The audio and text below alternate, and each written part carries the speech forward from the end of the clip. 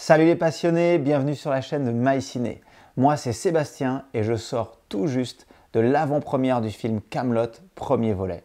Alors pas d'inquiétude, il n'y aura aucun spoil dans cette vidéo. Bien sûr, je ne vais rien vous dévoiler sur l'histoire en elle-même, sinon ce serait vous gâcher le plaisir. Mais je vais commencer par un premier conseil, c'est si vous voulez voir le film, réservez vos places. Et si votre cinéma n'a pas un système de places attitré, si vous n'avez pas un numéro de siège, eh bien, venez vraiment en avance parce que là, à l'avant-première, c'était archi complet. Il y a des gens qui sont venus avec une demi-heure d'avance pour acheter leur ticket et qui n'ont pas pu avoir de place. Donc vraiment, pensez à réserver.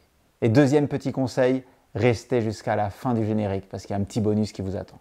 Là, encore une fois, il y a les trois quarts de la salle qui est partie avant, ils ont loupé ça, c'est dommage. Donc voilà, vous voyez cette vidéo-là, vous avez l'info, restez jusqu'à la fin. Alors on va parler évidemment du film, de sa conception, comment il a été créé, je vais vous donner des petites anecdotes et puis pas mal de petites infos intéressantes sur le film, je pense que ça va vous plaire. Évidemment, je vous donnerai également mon avis personnel pour ce que ça vaut. Et puis je pense qu'on va pouvoir commencer, on se retrouve juste après l'intro, c'est parti.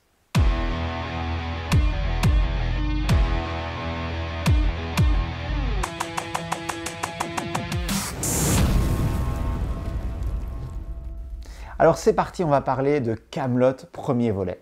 Un film qui est pour le moins super attendu, puisqu'il devait sortir il y a déjà quelques années, mais ça n'a pas pu à cause du confinement, à cause des fermetures des salles. Là, enfin, il sort et vraiment, je peux déjà vous dire que moi j'ai adoré le film. C'était vraiment un super moment. Il dure 2 heures, c'est passé très très vite et franchement, tout est bon dans le film. Alors, avant toute chose, je vais répondre à quelques questions que je vois tourner un petit peu partout sur Internet. Alors, première question que vous pouvez vous poser, c'est légitime. Si vous n'avez pas vu la série, est-ce que le film peut avoir de l'intérêt pour vous? Clairement, la réponse est oui. C'est un super film en tant que tel et au-delà de la série. Évidemment, si vous avez vu la série, vous allez avoir beaucoup de références en plus, vous allez comprendre pas mal de petites choses en plus. Mais le film, il a été conçu pour que, même si vous n'ayez pas vu la série, vous puissiez profiter du film en tant que tel, à part entière. En plus, c'est le premier volet, donc vous n'avez pas besoin de connaître l'histoire pour aller voir le film. Ça, c'est la première chose. Donc tout le monde peut aller voir le film. Alors je suis désolé, il y a une mouche qui fait que de passer dans le champ. Je suis désolé, je fais que de refaire les scènes, donc je vous le dis, je vais être franc avec vous. Si vous la voyez se poser sur moi, si elle passe, j'arrête de couper, j'arrête de refaire la scène parce que je n'arrive pas à la voir.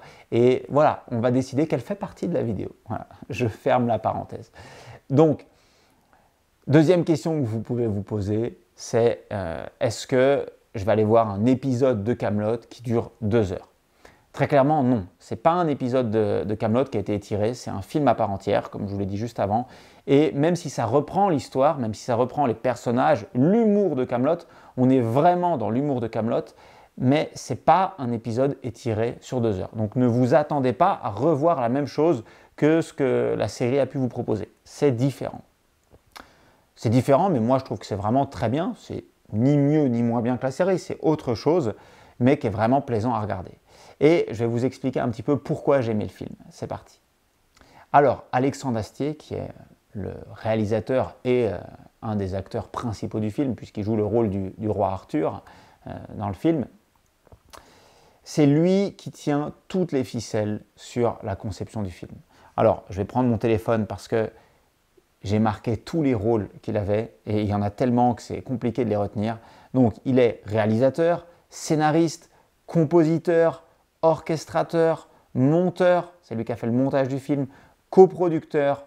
Alors pourquoi je vous explique tout ça et pourquoi ça a une importance capitale dans le résultat, dans la performance du film de Kaamelott? Tout simplement parce que en maîtrisant tous les aspects de la conception du film, l'image, la technique, la musique, les dialogues, l'histoire, tout, c'est vraiment sa vision du film que vous allez pouvoir aller voir au cinéma. On a un exemple avec un film d'une super production là, qui est sorti il y a quelques temps, c'est Justice League.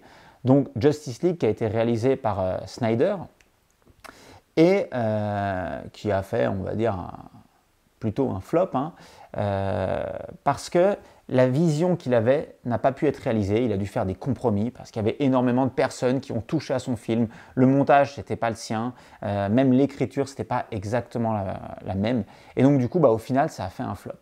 Il a décidé de sortir une autre version qui est Justice League Snyder Cut, qui est une version qui fait le double de temps, hein, qui fait 4 heures, avec la plupart des mêmes images qui ont été tournées. Et là, le film a été complètement différent. Donc avec les mêmes images filmées, la finalité, c'est un film complètement différent et qui a fait un succès énorme. Donc vous voyez, le même film, si c'est la personne qui le pense et qui le scénarise, qui va au bout, qui fait toutes les étapes, c'est vraiment sa vision et ça donne vraiment, si vous aimez les films d'Astier, si vous aimez le personnage, pas forcément le personnage dans Kaamelott, mais le personnage en tant que tel, si vous aimez son humour, sa façon de travailler, vous allez vous y retrouver à 100%. Et moi, j'ai adoré ça.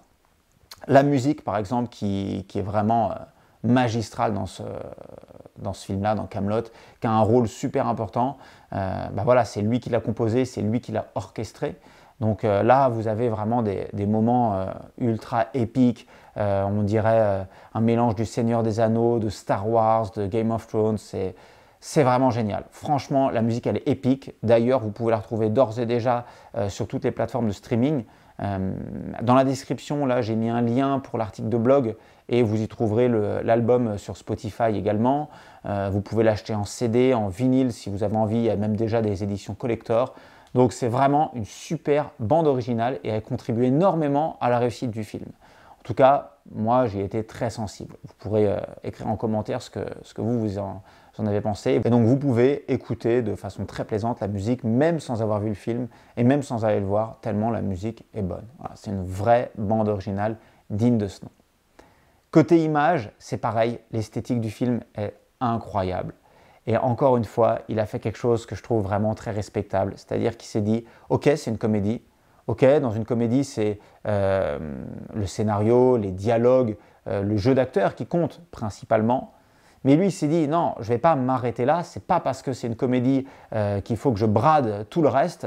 L'aspect esthétique, il compte. Il doit être aussi important que la musique. Il doit être aussi important que les dialogues, aussi important que le jeu d'acteur.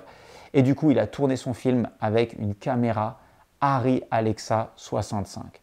C'est peut-être du japonais pour vous ce que je viens de vous dire, c'est peut-être un détail qui n'a aucune importance, mais je vous jure que ce n'en est absolument pas un. C'est une caméra qui coûte très très cher, qui est utilisée uniquement pour les super productions. D'ailleurs, le dernier Disney, Cruella, il a été filmé, tiens, coucou la mouche, il a été filmé avec cette caméra-là et il y a uniquement les très très gros films qui sont filmés avec. Pourquoi? Parce qu'elle coûte cher et parce qu'elle fait des fichiers énormes. C'est une caméra qui est moyen format, donc elle a un capteur qui est beaucoup plus gros que les caméras standards et ça fait une image qui est beaucoup plus belle mais beaucoup plus dure à travailler. Et là, dans le film, franchement, il y a des plans qui sont sublimes, qui sont magnifiques. On oublie à certains moments que c'est une comédie. Quand il ne parle pas trop, on oublie que c'est une comédie. Et voilà, on voyage dans différentes parties du monde avec différents décors. C'est vraiment superbe. Franchement, l'image, elle est aussi bonne que la musique et ça participe vraiment à la qualité du film. Alors, on a vu que la musique, l'image, tout est super bien travaillé, tout est vraiment poussé jusqu'au bout. Eh bien, c'est exactement la même chose pour le casting, hein. J'ai fait une petite liste, j'ai mis casting royal pour aller avec Kaamelott. Donc, on a évidemment tous les acteurs de la série. Si vous connaissez la série, vous les retrouverez. Mais on a aussi des guests comme Sting, Christian Clavier, Antoine Decaune, Clovis Cornillac, Alain Chabat, Géraldine Nakache, Audrey Fleurot, François Morel. Bref, vraiment du très très lourd sur le casting. Et il y en a énormément d'autres, hein. Je ne vais pas tous vous les dire parce que ce serait très long. Mais ils apportent vraiment quelque chose. Et ça me fait penser un petit peu aux films, aux comédies françaises comme Astérix, Mission Cléopâtre, où il y avait également un casting énorme, que des humoristes en plus dedans. Et voilà, le film, il était fait avec énormément de références et énormément de blagues qui sortaient un petit peu de l'histoire d'Astérix. Là, c'est exactement pareil. Tout le film, tout le long du film, il y a référence sur référence sur référence. Alors, il y a évidemment des références sur la série de Kaamelott, mais il y a également des références sur d'autres films, des petits anachronismes volontaires, des petites blagues comme ça qui sont casées dans le film tout du long. Franchement, c'est super fun, c'est vraiment top. Et je pense que c'est un film, plus on va le revoir, plus on va comprendre des blagues qu'on n'avait pas vues, des jeux de mots qu'on n'avait pas vus. Il y en a énormément. Alors, il y a vraiment dans les dialogues l'humour et la patte de la série de Kaamelott, dans la façon d'avoir écrit les textes. Mais il y a aussi vraiment des nouveautés qui sont très sympas et qu'à mon avis, vous allez apprécier. Donc ça, voilà, un casting royal, une image superbe, un son super. Alors maintenant, dernier point, avant de vous donner mon avis, même si vous le connaissez déjà un petit peu au travers de tout ce que je vous raconte depuis tout à l'heure, le scénario. Donc déjà, grosse cohérence avec la série. La série s'est arrêtée 10 ans dans la vie réelle. Donc le dernier épisode, c'était il y a 10 ans. Et le film, chronologiquement, dans l'histoire, repart 10 ans plus tard. Donc tous les acteurs ont vieilli naturellement de 10 ans. Et c'est un choix volontaire qui a été fait pour pas avoir besoin de recourir à du maquillage, à des effets spéciaux, et pour vraiment apporter du réalisme dans l'image qui est proposée. Pareil, là, je viens de parler des effets spéciaux, il y en a dedans, ça n'a pas été fait à moitié. Il y a vraiment des effets spéciaux dignes des super productions hollywoodiennes. Ce n'est pas du tout au rabais. Donc encore une fois, ça fait plaisir. Faut savoir que le film, il a été tourné avec un budget de 15 millions d'euros. Donc à la fois, c'est déjà quand même 15 millions d'euros, mais voilà, les films de superproduction, on est sur 200, 300, 400 millions de dollars. Donc la conversion en euros, ça doit être à peu près la même chose, ça n'a pas d'importance. On est sur un budget très très différent, mais pourtant, on a une esthétique super bonne et tout est fait vraiment avec une précision et tout est poussé au bout du concept.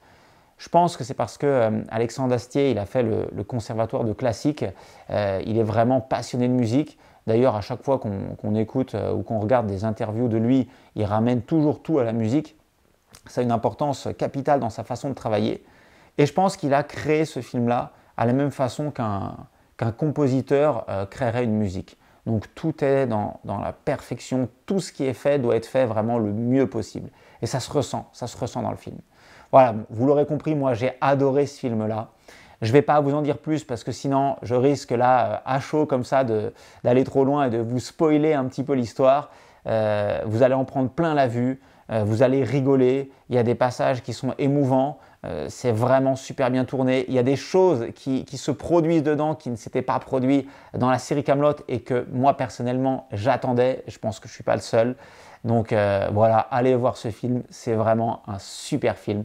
Moi, je vous encourage à y aller.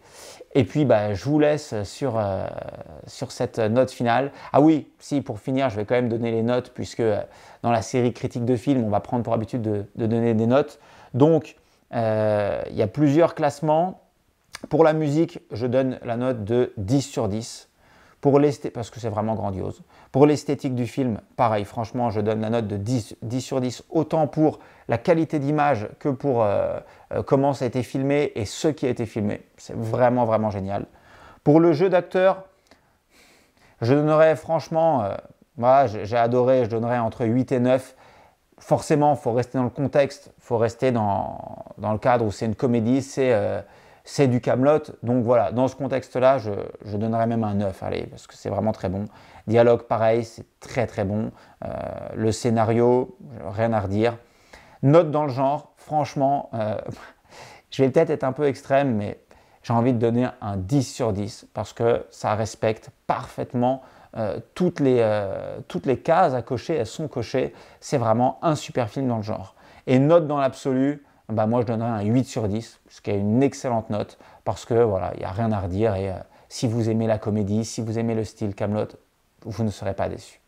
Voilà, j'ai hâte que le deuxième volet sorte, j'ai hâte d'avoir vos commentaires. Si vous n'avez pas aimé, dites-le dans les commentaires, expliquez pourquoi vous n'avez pas aimé, ça peut être super intéressant d'avoir les avis de tout le monde. En tout cas, je me ferai un plaisir de vous lire, et puis je vous laisse, et puis je vous dis à très bientôt. Allez, ciao les passionnés.